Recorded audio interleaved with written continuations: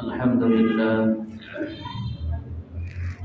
الحمد لله وكفى وسلام على عباده الذين اصطفى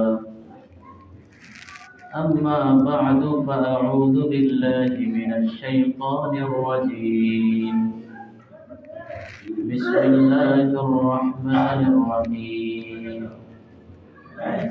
من عمل صالحا من ذكر وأنثى فهو مؤمن فلنحيينه حياة طيبة ولنجزينهم أجرهم بأحسن ما كانوا يعملون.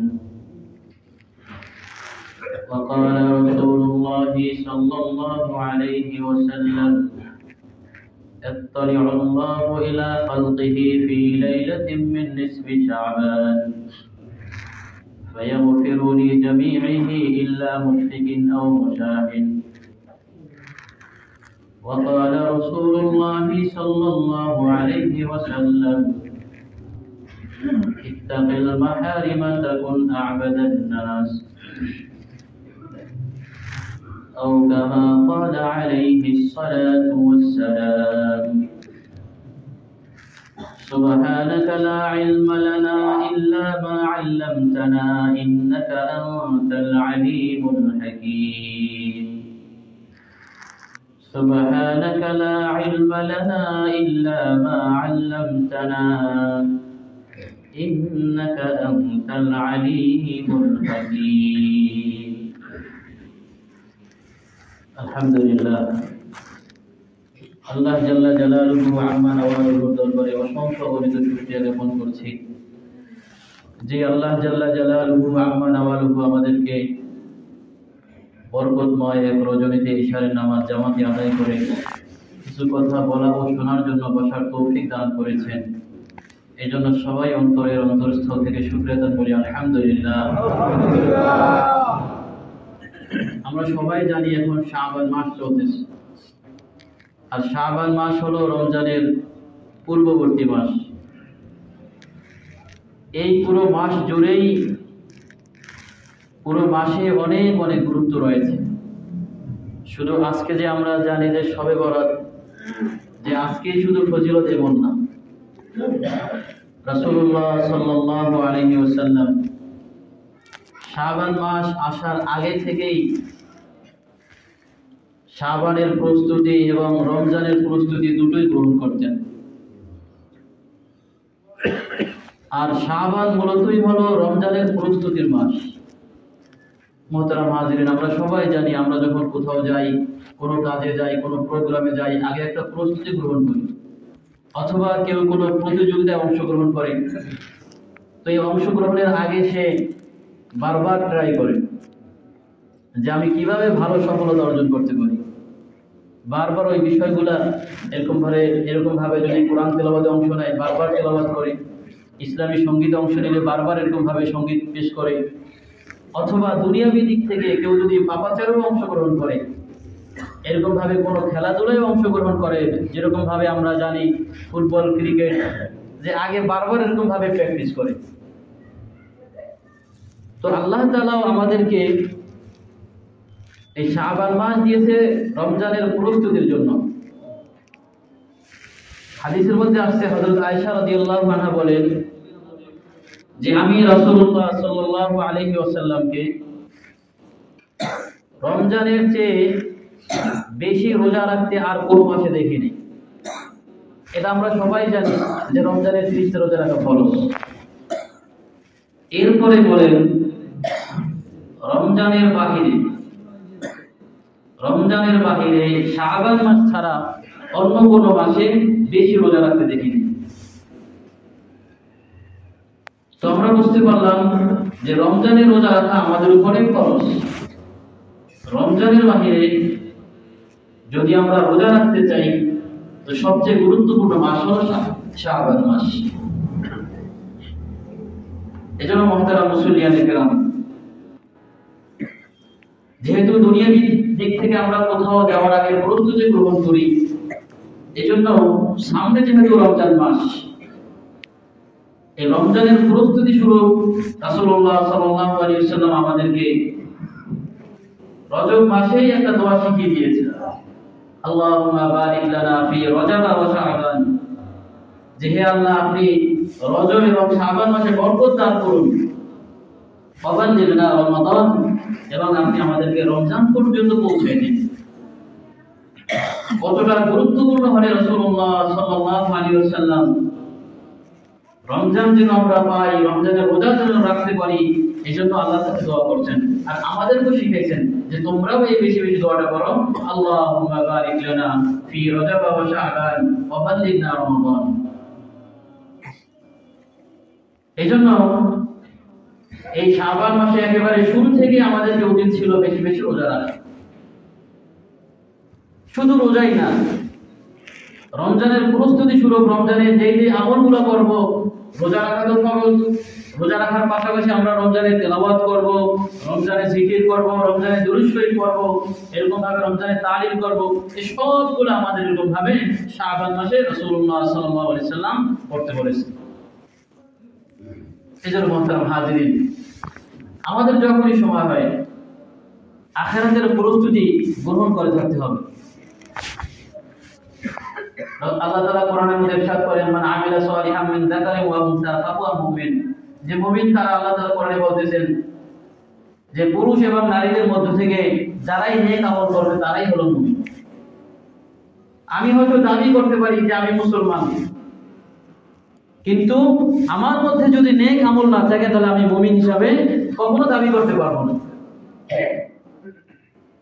তো এই যে মুমিন বললেন আল্লাহ তাআলা, যে ব্যক্তি পুরুষ এবং নারী নেক আমল করবে তারাই হলো মুমিন।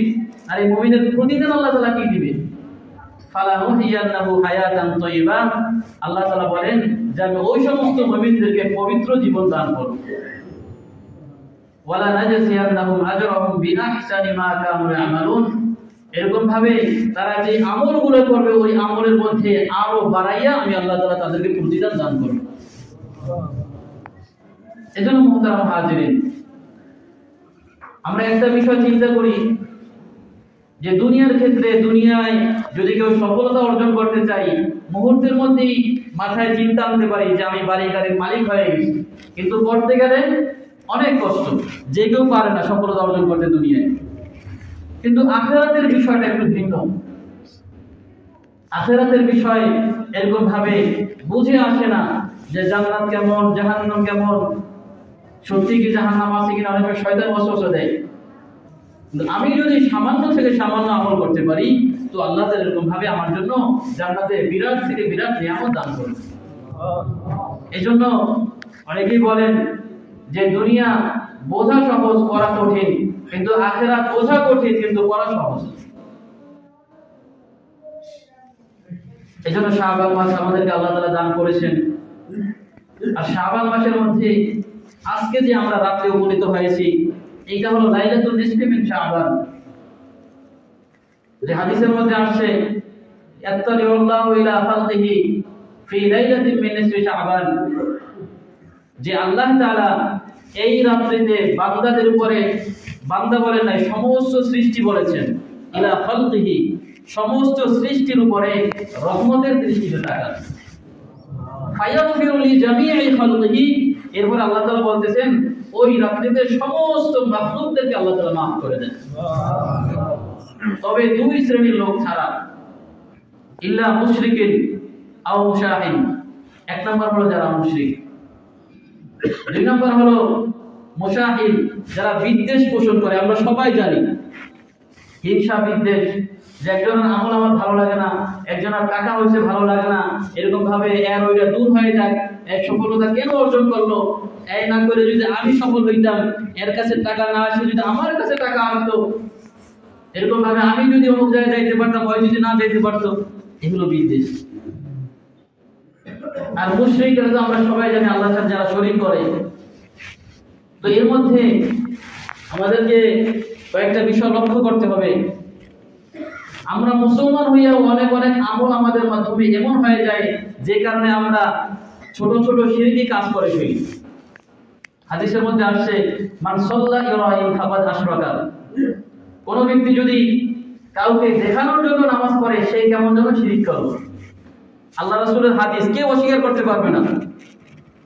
মান সাল্লা ইরাইন ফাকাদ আশরাকা, কে কোন ব্যক্তি যদি কাউকে দেখানোর জন্য এরকম ভাবে নামাজ পড়ে সে কেমন যেন শিরক করলো।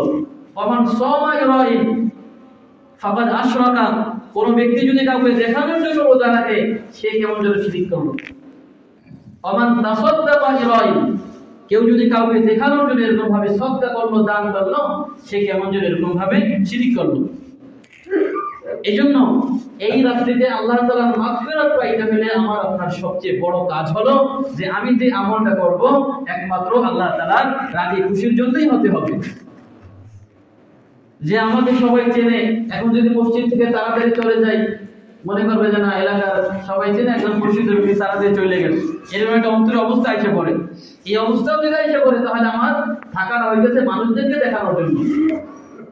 আগামীকালকে আজকে সেহরি খেয়ে আগামীকালকে রোজা রাখবে, এখন আমার বাজারে দোকান আছে, আমার সবাই চিনে, আমি যদি রোজা না রাখি, দুপুরে রাত্রে সকালে খাবারের টাইমে বাসায় চলে যাই, সবাই বলবে যে না এর কাছে আমরা জিনিসপত্র কিনি, রোজা রাখলো না। এইরকম যদি একটা মনে তামান্না এসে পড়ে যে মানুষদেরকে দেখানোর জন্য আশা এসে পড়ে, তাহলে আমি কেমন যেন শিরক করলাম।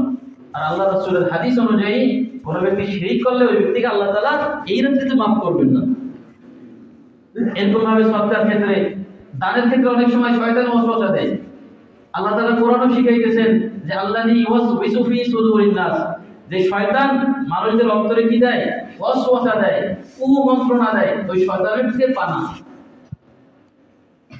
তো এই জন্য সর্বপ্রথম আপনি ফিকাল আমালুল কলিল, যে তোমার অন্তরকে, দিলকে খাঁটি করো, অল্প আমলই মুক্তি নাজাতের জন্য যথেষ্ট হয়ে যাবে। আর যদি এরকম ভাবে আমি পাহাড়ের উপরে পাহাড়, আমি টাকা দিতে দিতে, নামাজ পড়তে পড়তে, রোজা রাখতে রাখতে বিশাল এরকম ভাবে আমলের পাল্লা ভারী করলাম আমার ক্ষেত্রে, কিন্তু এরকম ভাবে সবগুলো হলো মানুষের দেখানোর জন্য, তাহলে এটা আল্লাহ তাআলার কাছে কোনো প্রতিদান পাওয়া যাবে না। এজন্য হাদিসের মধ্যে আসছে আল্লাহু ইলা খালকিহি, যে আল্লাহ তাআলা বান্দাদের উপরে এই রাত্রিতে ক্ষমার নজরে, রহমতের নজরে এরকম ভাবে দেখেন। তো ওই দুই শ্রেণীর লোক ছাড়া আল্লাহ তাআলা সবাইকে মাফ করে দেন। অন্য এক হাদিস আছে, عن علي بن ابي طالب رضي الله عنه قال قال رسول الله صلى الله عليه وسلم اذا كانت ليله النصف من شعبان, যখন শাবান মাসের মাঝামাঝি সময় আর তোমরা উপনীত হও, এই যে আমরা আজকে 14 তারিখ দিবাগত রাত্রিতে আমরা উপনীত হয়েছি, ফাকুমু লাইলাহা, তো এই রাত্রিতে তোমরা এরকম ভাবে আল্লাহ তাআলার কাছে দাঁড়িয়ে যাও। এই দাঁড়ানো মানে দাঁড়িয়ে থাকা না, নামাজ পড়ো, জিকির করো, ইবাদত করো, তাসবিহ পড়ো। ওয়াসুমু নাহারাহা, এবং তোমরা পরের দিন রোজা রাখো। তো এখানে রোজা রাখার ক্ষেত্রে পরের দিন একটাও রাখতে পারি, আবার তিনটাও রাখতে পারি। তিনটে এই হিসেবে রাখতে পারি যে প্রত্যেক মাসে 3 দিন রোজা রাখা সুন্নাত, যাকে আইয়ামে বীজ বলা হয়। বেজোর দিনে রোজাগুলো 13, 14, 15, ওই হিসেবে আমরা আজকে শবে বরাত না দেখে আমরা যদি ওই অনুযায়ী রাখি যে রাসূলুল্লাহ সাল্লাল্লাহু আলাইহি সাল্লাম প্রত্যেক মাসে 3 দিন করে রোজা রাখছেন, 13, 14, 15, তাহলে আমরা যারা গতকালকে রাখছি, আজকে রাখছি এবং আগামীকালকে রাখবো, তাদের 3টা হয়ে যাবে, তখন কোনো ঝামেলা থাকে না। আর যদি কেউ আগামীকালকে রাখতে চাই, তারাও ইনশাআল্লাহ রাখতে পারি, যেটা আল্লাহ রাসূল সাল্লাল্লাহু আলাইহি সাল্লাম হাদিসের মধ্যে বলেছেন। এরপরে ওই হাদিসের অন্য অংশে রাসূলুল্লাহ সাল্লাল্লাহু আলাইহি সাল্লাম বলেন, ইয়ানজিলুল্লাহু ইলা ফি সামাই দুনিয়া ফি লাইলাতিন মিন শাবান ফায়াকুল, যে ওই রাতের মধ্যে আল্লাহ তাআলা মাগরিবের সময়, মানে সূর্য যখন ডুবে যায়, ওই সূর্য ডুবে যাওয়ার সাথে সাথে আল্লাহ তাআলা প্রথম আসমানে এসে পড়ে। আসার পরে ফায়াকুল বলতে থাকেন, আলা মিন মুস্তাগফিরিন, আসো কি কোনো গুনাহগার, এরকম গুনাহ করতে করতে অন্তর কালো করে ফেলেছো, সারা বছর গুনাহ করেছো, 24 ঘন্টা গুনাহ, এরকম কোন গুনাহগার যদি থেকে থাকো আর আমার কাছে মাফ চাও, আমি এই রাত্রিতে তোমাকে মাফ করে দেব। আলা মিন মুস্তাগফিরিন ফারসুকালাহু, আসো কোনো এমন ব্যক্তি যার রিজিকের সমস্যা আছে। এই রিজিক বলতে যে শুধু খাবার এরকম না, দুনিয়ায় চলাচলের জন্য যত ধরনের রিজিক আছে, খাবারের রিজিক, পোশাকের রিজিক, এরকম ভাবে চলার সক্ষমতার রিজিক, কথা বলার রিজিক, যত ধরনের রিজিক আছে আল্লাহ তাআলা বলতেছেন আলা আমিন মুস্তারজিকিন, আসো কি কোনো রিজিক প্রার্থী, রিজিক আমার কাছে চাও, আমি তোমাকে রিজিক দান করব। আলা আমিন মুবতালিন ফাওয়াফিহি, আসো এমন কোন ব্যক্তি যে অসুস্থ, কোনো চিকিৎসায় কাম হয় না, কোটি কোটি লক্ষ লক্ষ টাকা খরচ করছো, এরকম ভাবে মাদ্রাজ গেছো, ভারত গেছো, দুবাই গেছো, সারা দুনিয়ায় চিকিৎসা করা শেষ, এরকম ভাবে কোথাও এরকম ভাবে তোমার চিকিৎসা হয় না, আমার কাছে একবার আসো, আমি আল্লাহ তোমাকে সুস্থতা দান করব। এই জন্য মুহতারাম মুসলিয়ানে কেরাম, আমার আগে আল্লাহ তাআলাকে চিনতে হবে। আল্লাহ তাআলা যে আমাকে বানাইলেন, সৃষ্টি করলেন, আমাদের মধ্যে কত মানুষ আছে এখনো যে দেখেন হাত নাই, পা নাই, এরকম ভাবে চক্ষু নাই, কথা বলতে পারে না, অসুস্থ বিছানায় পড়ে আছে। আমাকে আপনাকে আল্লাহ তাআলা সুস্থতার নিয়ামত দিয়ে এখানে নিয়ে আসছেন। এই জন্য সুস্থতার নিয়ামতের এরকম ভাবে কদর করা। এক হাদিসের মধ্যে আসছে যে ইত্তালিম খামসান ক্বাবলা খামসিন, যে 5 জিনিস আসার আগে 5 জিনিসকে খুব কদর করো, গুরুত্ব দাও, যত্ন সহকারে রাখো। এর মধ্যে একটা আছে যে অবসর সময়কে, ব্যস্ততা আসার আগে অবসর সময়কে কাজে লাগাও। যে আজকে আমি ফ্রি আছি, আমার কোনো কাজ নাই, আমি আল্লাহ তাআলার জিকির করতে থাকি, কিন্তু আগামীকাল তো আমার ব্যস্ততা চলে আসবে, তখন হাজারবার চেষ্টা করলাম পারবো না আল্লাহকে রাখতে। এরকম ভাবে হায়াত থাকা কবলা মৌতিক, মৃত্যু আসার আগে এরকম ভাবে তোমার জীবনকে কাজে লাগাও। এরকম ভাবে বৃদ্ধ হওয়ার আগে যুবক বয়সকে কাজে লাগাও। যখন শক্তি আছে, ওই শক্তি থাকলে মানুষ এমনি বেশি কাজ করতে পারে, চাই সে ইবাদত হোক, দুনিয়াবী কাজ হোক, ব্যক্তিগত কাজ হোক, সমস্ত কাজ মানুষ যুবক অবস্থায় বেশি পারে। এই জন্য মুহতারাম হাজিরিন, আজকে আমাদের সবচেয়ে বড় কাজ কোনটা? আজকে যেহেতু আমরা সবে বরাত জানি, সবচেয়ে বড় কাজই হলো এরকম ভাবে আমি আপনি আল্লাহ তাআলার কাছে মাপ চাই। কত গুনাহ করে ফেলেছি, কেউ দেখে নাই, আমার আল্লাহ তাআলা দেখছেন। মাথা থেকে পা পর্যন্ত গুনাহে জর্জরিত আমরা। তো সর্বপ্রথম হলো এরকম ভাবে আজকে আমি আল্লাহর কাছে মাপ চাবো, যেহেতু আল্লাহ তাআলা বারবার ঘোষণা করছে যে এই রাত্রিতে আল্লাহ তাআলা মাফ করে দিবেন। তারপরে 2 নম্বর হলো শুধু আল্লাহর কাছে মাফ চাবো না, এরকম ভাবে আমি দুনিয়ার মধ্যে যাদেরকে কষ্ট দিয়েছি তাদেরকেও অন্তর থেকে মাফ করে দেব। আমি যদি কাউকে মাফ করে দেই, আল্লাহ তাআলাও আমাকে মাফ করে দিবেন। হয়তো এরকম ভাবে দ্বন্দ্ব লাগছে, মিলতে পারতেছি না, কিন্তু আল্লাহর জন্য যদি এরকম ভাবে আমি ছোট হয়ে যাই, তো আল্লাহ তাআলা আমার মর্যাদা বাড়িয়ে দিবেন। হাদিসের মধ্যে আসছে মান তাওয়াযা লিল্লাহি রাফাআহুল্লাহ, যে ব্যক্তি এরকম ভাবে আল্লাহর জন্য নিজেকে ছোট করলো, বিনয়ী হইল, আল্লাহ তাআলা তার মর্যাদা বাড়িয়ে দিবেন। এইজন্য একজনের কাছে মাপ চাইতে এটা কঠিন কিছু না, এটা সরবের কিছু না, এটা বরং আল্লাহ তাআলার কাছে আমার মর্যাদা উঁচু করার মাধ্যম।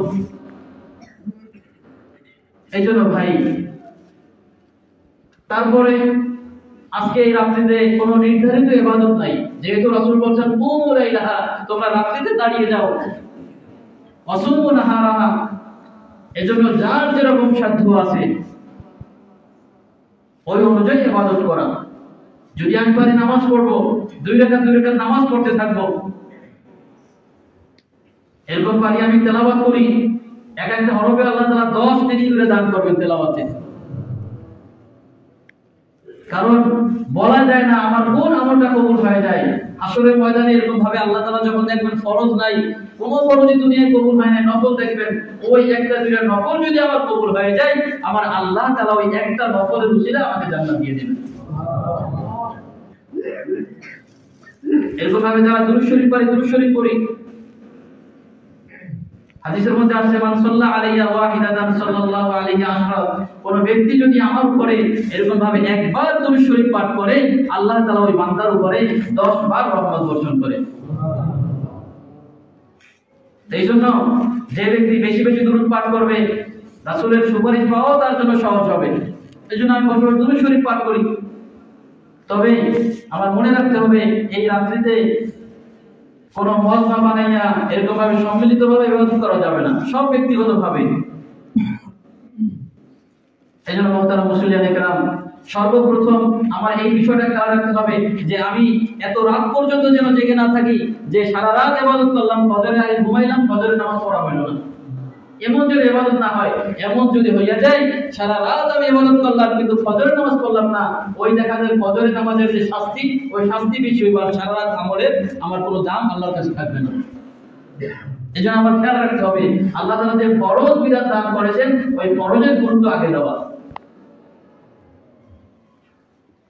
যাই হোক, এই রাত্রিতে আমাদের সমাজের মধ্যে অনেক কুসংস্কার চলিত আছে, যেটা আমরা সবাই জানি। অনেকে এটাকে মনে করে যে একটা উৎসব, ফুটকা, বেলুন, আতশবাজি, এরকম ভাবে বাড়িতে হালুয়া রুটি বিভিন্ন বিষয়ের আয়োজন করা হয়। এগুলোর কোনো কথা হাদিসে কোরআনে কোথাও নাই। শুধু একটাই আছে, ইবাদত করো। ইবাদতের মধ্যেই আল্লাহ তাআলা রাজি হবেন, আর ইবাদত না করলে আল্লাহ তাআলা নারাজ হবেন। আর সব কিছু একমাত্র আল্লাহ তাআলা রাজি ও সন্তুষ্টির জন্যই করতে হবে। সমাজে অশ্লীল কাজ চলে, ওইটা বন্ধ করতে হবে। এই জন্য মুহতারাম হাজিরিন, আল্লাহ রাব্বুল আলামিন আমাদের সবাইকে সারা জীবন যেন আল্লাহ তাআলার হুকুম মোতাবেক চলতে পারি সে তৌফিক দান করুন। আর এই রাত্রিতে এরকম ভাবে যার যার সাধ্য অনুযায়ী আমি যদি পারি এখানে করব, আর যদি আমি এখানে না পারি বাসায় গিয়ে করব। এক হাদিসে মধ্যে এরকম ভাবে আসছে যে রাসূলুল্লাহ সাল্লাল্লাহু আলাইহি ওয়াসাল্লাম বলেছেন যে তোমরা তোমাদের ঘরকে বিরান বানাইও না। যে সারা এরকম ভাবে ঘরে যারা থাকে তারাও সবসময় নামাজ পড়ে না, এরকম ভাবে আমি তো মসজিদেই পড়ি, তো মাঝে মাঝে এরকম ভাবে আমি মসজিদে বাসায় যেয়ে পড়লে তো পরিবারের মহিলারা, বাচ্চারা এরকম ভাবে আমার সাথে ইবাদত করলো, আমি একটু সবাইকে নিয়ে তেলাওয়াত করলাম, একটু জিকির করলাম, এরকম ভাবে একটু দুরূদ শরীফ পড়লাম, সাধ্য অনুযায়ী এরকম ভাবে আমল চালাই যাবো। আর সবচেয়ে বড় হলো আল্লাহর কাছে এরকম ভাবে দোয়া করবো, আল্লাহকে ভয় করবো, এরকম ভাবে আখিরাতকে ভয় করবো, জান্নাতের আশা রাখবো, জাহান্নামকে ভয় করবো। আল্লাহ রাব্বুল আলামিন আমাদের সবাইকে সারা জীবন আল্লাহ তাআলার হুকুম মোতাবেক চলে দুনিয়া ও আখিরাতে সফলতা অর্জন করার তৌফিক দান করুন। ওয়া আখিরু দাওয়ানা আলহামদুলিল্লাহি রাব্বিল আলামিন। ওয়া দুরূদ শরীফ পড়ি। আল্লাহুম্মা সাল্লি আলা মুহাম্মাদ ওয়া আলা আলি মুহাম্মাদ ওয়া আলা ইব্রাহিম ওয়া আলা আলি ইব্রাহিম ইন্নাকা হামিদুম মাজিদ। اللهم بارك على محمد وعلى آل محمد كما باركت على إبراهيم وعلى آل إبراهيم إنك حميد مجيد. أستغفر الله ربي من كل ذنب وأتوب إليه لا حول ولا قوة إلا بالله العلي العظيم. أستغفر الله ربي من كل ذنب وأتوب إليه لا حول ولا قوة إلا بالله العلي العظيم. আমরা সবাই সবার জন্য দোয়া করি। আমাদের অনেক আত্মীয়-স্বজন কবরে শুয়ে আছে, কি অবস্থা আছে আমাদের জানা নেই। অনেকের মা, অনেকের বাবা, অনেকের ভাই, স্ত্রী, সন্তান, অনেকে এরকম ভাবে কবরে শুয়ে আছে। আবার অনেকে আছে অসুস্থ, আবার অনেকে বা প্রবাসী আছে। সবাই সবার জন্য দোয়া করি, দিল খুলে দোয়া করি, আল্লাহ যেন আমাদের সবাইকে মাফ করে দেন। اللهم انت السلام منك السلام تباركت يا ذا الجلال والإكرام. ربنا ظلمنا أنفسنا وإن لم تغفر لنا وترحمنا لنكونن من الخاسرين. رب ارحمهما كما ربياني صغيرا. رب ارحمهما كما ربياني صغيرا. اللهم بارك لنا في رجب وشعبان وبلغنا رمضان. اللهم بارك لنا في رجب وشعبان وبلغنا رمضان. ربنا ظلمنا أنفسنا وإن لم تغفر لنا وترحمنا لنكونن من الخاسرين. وترحمنا لنكونن من الخاسرين. আয় আল্লাহ রাব্বুল আলামিন, আজকে বরকতময় রজনীতে মাওলা আপনার শাহী দরবারে হাত তুলেছি আল্লাহ। আয় আল্লাহ, আমরা সবাই গুনাহগার। আল্লাহ কত গুনাহ করেছি জানা নাই, মাথা থেকে পা পর্যন্ত গুনাহে জর্জরিত মাওলা। আল্লাহ আমরা তো ক্ষমার আশাবাদী মাওলা, আপনার কাছে ক্ষমা চাই। আল্লাহ দয়া করে মায়া করে আপনি আমাদের तमाम গুনাহ খাতাগুলোকে মাফ করে দেন। আয় আল্লাহ আপনি আমাদের মা বাবা ভাই বোন আত্মীয়স্বজন পাড়া প্রতিবেশী সবাইকে মাফ করে দেন। আয় আল্লাহ সারা দুনিয়ার সমস্ত মুসলমানদেরকে আপনি মাফ করে দেন। আল্লাহ যারা আসতে পারে নাই তাদেরকে আপনি মাফ করে দেন। আল্লাহ যারা হাত তুলেছি আল্লাহ, আল্লাহ আপনি কুদরতি ভাবে সবার জীবনের সমস্ত গুনাহ খাতাগুলো মাফ করে দেন মাওলা। আয় আল্লাহ এমন গুনাহ করেছি সারা দুনিয়ার কেউ দেখে নাই। আল্লাহ এমন গুনাহ করেছি মা বাবা ভাই বোন আত্মীয়স্বজন কেউ দেখে নাই। আয় আল্লাহ আপনি তো দেখেছেন মাওলা। আল্লাহ আপনার কাছে ক্ষমার আশাবাদী মাওলা। আল্লাহ আপনি আমাদের तमाम গুনাহ খাতাগুলো maaf করে দেন। আয় আল্লাহ বিশেষ করে যাদের মা নাই, যাদের বাবা নাই, আয় আল্লাহ যাদের মা নাই, আল্লাহ কত এতিম সন্তান হাত তুলেছি গো আল্লাহ। আয় আল্লাহ অন্ধকার কবরে শুয়ে আছে আল্লাহ। আল্লাহ বিছানা নাই, আল্লাহ তোষক নাই, শীতের মধ্যে কম্বল নাই, ল্যাপ নাই মাওলা, কিভাবে আছে জানি না। আল্লাহ দয়া করিয়া সবার কবরের আযাবকে আপনি maaf করে দেন। আল্লাহ সন্তান হাত তুলেছে তার মা বাবার জন্য, আল্লাহ স্বামী হাত তুলেছে তার স্ত্রীর জন্য, আয় আল্লাহ সন্তান হাত তুলেছে তার বাবার জন্য মাওলা। আল্লাহ বাবা হাত তুলেছে তার সন্তানের জন্য। আল্লাহ জানি না আল্লাহ কার অন্তরের কি অবস্থা মাওলা। আল্লাহ সবার হাত দুখানা কবুল মঞ্জুর করে মাওলা। আল্লাহ যারা কবরে আছে সবার কবরে আপনি জান্নাতি বিছানা বিছিয়ে দেন মাওলা। আয় আল্লাহ সবার কবরে আপনি জান্নাতি খুশবু ছড়িয়ে দেন মাওলা। আল্লাহ সবার কবরে মাওলা আপনি জান্নাতের যাবতীয় নিয়ামত দান করেন আল্লাহ। আল্লাহ বিশেষ করে মাওলা এই রাত্রিতে বেশি থেকে বেশি ইবাদত করার তৌফিক দান করেন। আল্লাহ বেশি থেকে বেশি ইবাদত করার তৌফিক দান করেন মাওলা। আল্লাহ সমস্ত ইবাদত করে যেন আপনার রাজি ও খুশির জন্য করতে পারে সে তৌফিক দান করেন। আল্লাহ শয়তান আমাদেরকে ধোঁকা দেয়। আল্লাহ শয়তান বলে মানুষদেরকে দেখানোর জন্য কর, মানুষদেরকে দেখানোর জন্য কর। আল্লাহ শয়তানের ধোঁকা থেকে তুমি আমাদেরকে বাঁচিয়ে রাখো মাওলা। আল্লাহ শয়তানের ধোঁকা থেকে বাঁচিয়ে রাখো আল্লাহ। আল্লাহ শয়তানের ধোঁকা থেকে বাঁচিয়ে রাখো মাওলা। আল্লাহ আমাদের মধ্যে অনেক অসুস্থ জানি না, আল্লাহ কত মানুষ অসুস্থ বিছানায় শায়িত মাওলা, তারা মসজিদে আসতে পারে নাই। আল্লাহ আমরা তাদের পক্ষ থেকে আপনার কাছে দোয়া চাইতেছি আল্লাহ। সমস্ত অসুস্থ ভাই বোনদেরকে আপনি পরিপূর্ণ সুস্থতা দান করেন মাওলা। আল্লাহ সবাইকে সুস্থতার জীবন দান করেন।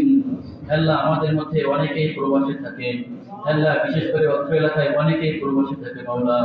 আল্লাহ সবাইকে পরিপূর্ণ সুস্থতা ও নিরাপত্তার সাথে রাখিও আল্লাহ। আল্লাহ মা বাবা ভাই বোন আত্মীয়স্বজন পাড়া প্রতিবেশী ছেড়ে আল্লাহ একাকী পরিবারের সুখের জন্য থাকতেছে আল্লাহ। আল্লাহ তাদের দেখার কেউ নাই তুমি ছাড়া মাওলা। আল্লাহ তাদেরকে পরিপূর্ণ সুস্থতার সাথে নিরাপত্তার জীবন দান করো মাওলা। আল্লাহ সবাইকে হালাল কামাই করার তৌফিক দান করো। আল্লাহ সবাইকে হালাল কামাই করার তৌফিক দান করো মাওলা। আল্লাহ বিশেষ করে মহল্লাবাসী সবাইকে কবুল করে নাও। আল্লাহ মহল্লাবাসী সবাইকে কবুল ও মঞ্জুর করে নাও মাওলা। আল্লাহ যারা হাত তুলেছে জানি না কার মনে কি নেই আশা মাওলা আপনার কাছে বলতেছে, আল্লাহ এই রাত্রির উসিলায় সবার মনের সমস্ত নেক আশাগুলো কবুল করে নাও। আল্লাহ অনেকে পেরেশানিতে আছে সবার পেরেশানিকে দূর করে দাও। আল্লাহ অনেকে ঋণগ্রস্ত আছে সবার ঋণগুলো আদায় করার তৌফিক দান করো মাওলা। আয় আল্লাহ অনেকে যাবতীয় সমস্যার সম্মুখীন মাওলা আপনার কাছে চাইতেছে আল্লাহ, সমস্ত সমস্যাগুলোকে আপনি সমাধান করে দেন। আল্লাহ এই মাদ্রাসা মসজিদকে কবুল করে নেন। আল্লাহ মসজিদের কাজ চলতেছে আল্লাহ, যাবতীয় কাজ দ্রুত সমাধান করার মতো ব্যবস্থা আপনি করে দেন। আল্লাহ যত হাজাত আছে মসজিদের সমস্ত হাজাতগুলো আপনি গায়বী খাজানা থেকে পূরণ করে দেন। সমস্ত গায়বী আল্লাহ সমস্ত হাজাতগুলো আপনি কুদরতিভাবে সমাধান করে দেন মাওলা। আল্লাহ পরিশেষে আবার বলতেছি আপনি আমাদের সবাইকে মাফ করে দেন আল্লাহ, সবাইকে আপনি মাফ করে দেন আল্লাহ। আপনার রাজি ও খুশি নিয়ে দুনিয়া থেকে চলে যাওয়ার তৌফিক দান করেন আল্লাহ। আমাদের মাধ্যমে এমন কোনো যেন অন্যায় না হয় যে কারণে আপনি নারাজ হয়ে যান মাওলা। আল্লাহ আপনি আমাদের উপরে রাজি ও খুশি হইয়া যান। সুবহানা রাব্বিকা রাব্বিল ইজ্জাতি আম্মা ইয়াসিফুন ওয়া সালামুন আলাল মুরসালিন ওয়ালহামদুলিল্লাহি রাব্বিল আলামিন।